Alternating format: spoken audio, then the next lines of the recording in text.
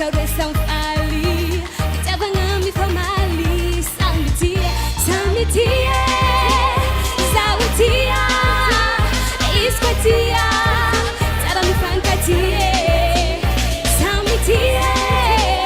Samitia Ispatia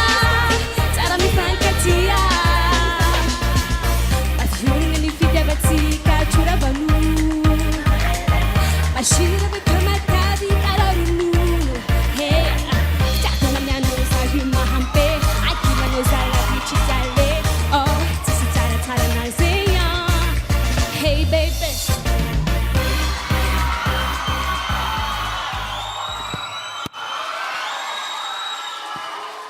Andray kosa tapaka le hira zay mbola te ahita an'le eto ambany eto any Antsonjo be ny fotoana raha toaka ampiakarin'reto mpitsara ireto ianao a sy ampiakarina ireo mpijery any atokantrano any ihany koa iny hira iny a dia natotry arina ho an'ny rainy izay tsy salama amin'izao fotoana izao a noho ny fitaitainana noho ny fitaitainany amin'ity lalao ity manao ahoana fahitany mpitsara ny copie-collé ny arina nanana fasahina ny copie-collé arina nakatahaka ny arina satria amin'izay ahafantarantsika ny arina zay dia izy a zay mihitsy ny toetrany za sexy a dia niza faly niza tsy faly za zany mihitsy fa makafy zay makafy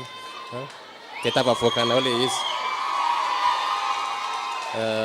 zay le lalao copie-collé tafavoaka le feo tafavoaka le fekanjo le fietsika sarotsarotra ho anay ny amin'ny noty ambany aloha e fa hitany toy